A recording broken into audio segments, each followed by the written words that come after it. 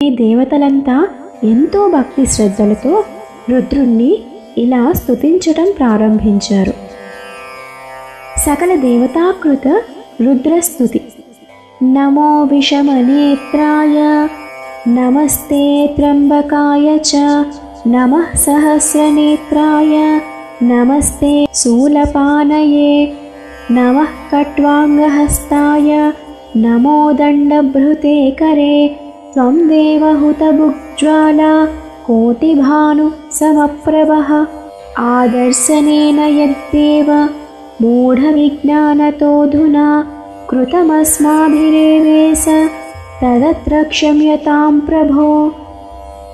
నస్త్రినేత్రాతిహరాయ శంభో త్రిశూలపానే వికృతాస్య రూప సమస్తదేవేశ్వర శుద్ధభావ ప్రసీద రుద్రాచ్యుత సర్వభావ పూష్ణోస్య దంతాంతక భీమరూప ప్రలంబ భోగీంద్రలులంతకంఠ విశాలదేహాచ్యుత నీలకంఠ ప్రసీద విశ్వేశ్వర విశ్వమూర్తే దగాక్షి సంస్ఫోటన దక్షకర్మ గృహాణ భాగం ముఖతః ప్రధానం ప్రసీద దేవేశ్వర నీలకంఠ ప్రపాహినః సర్వగుణోపపన్న సితాంగరాగా ప్రతిపన్నమూర్తే కపాలధారిం స్త్రిపురత్నదేవ ప్రపాహినః సర్వభయేషు చైవ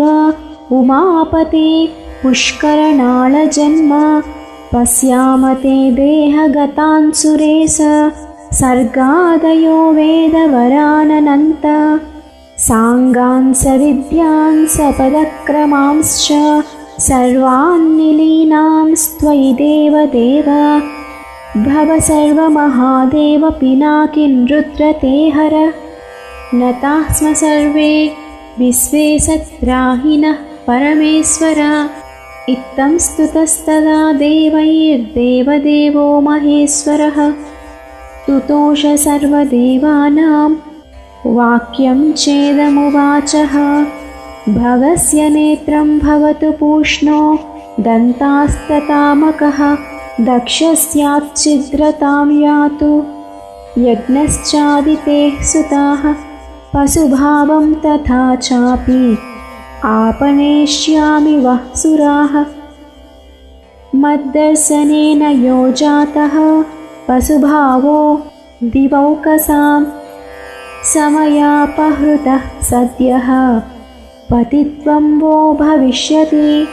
ఆ విధంగా దేవతలందరూ తనని భక్తిగా స్తుతించటంతో రుద్రుడు శాంతించాడు. ఎంతో ప్రశాంతంగా వారితో, దేవతలారా, మా భూతగణాలతో జరిగిన యుద్ధంలో మీ దేవతలకి తగిలిన గాయాలన్నీ మానిపోగాక.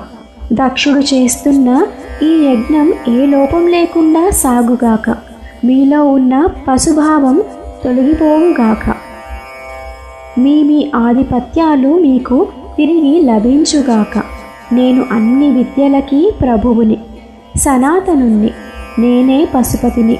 నన్ను పూజించిన వారికి పాశుపత దీక్ష లభిస్తుంది అని పలికాడు.